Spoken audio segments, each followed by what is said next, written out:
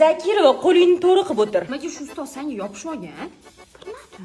Sani kelin qilmoqchi bo'lgan o'qituvching. Mana shu qizga seni uylantirmoqchiman. Qo'ying, oyi, o'zi tanimagan qizingizga meni uylantirmoqchimisiz? O'quvchim 2 yildan keyin maktab bitiradi, zato o'zim kontrolga olganman, yo'q qo'ymaysan.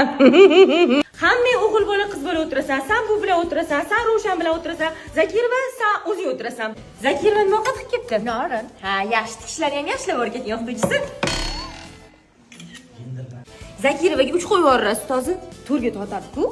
Hozir unga yaxshi baho qo'yadigan bo'lsangiz, o'qishga qiziqib qoladi. Institutga kiraman deydi. Menga unaqa qiz kerak emas. Men o'zim kelin qilmoqchiman. Ana yuziga beraman 3 qo'y deb kelaman. Qo'yib yuboribsiz-chi?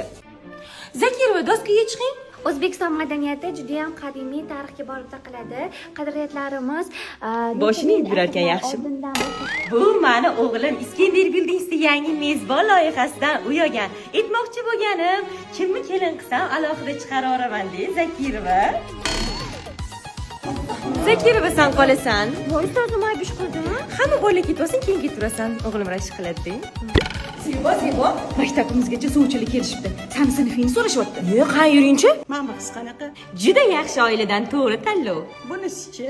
Bu ham rosa odobli, aqlli qiz. Bunisi-chi? Yo'q, buni kelin qilmaylar. Tishini yuvmasdan keladi. Maktabga hamma bolalar bilan gaplashtirishgan. Qo'rovlarga ham qolmaganlar. O'z damas taqatmaydi. Hamma damaschilar bilan gaplashgan. Umuman buni kelin qilmaylar. Astag'firullah. Kim shu qizni kelin qilar ekan? Hattoki tishini ham yumasa ekan bu.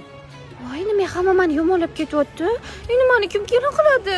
Xafa bo'lma qizim, men seni kelin qilaman. Rosa kelin qilasizmi? Men kelin qilmasam seni hech kim kelin qilmaydi, bilib qo'y. Chimildiqdan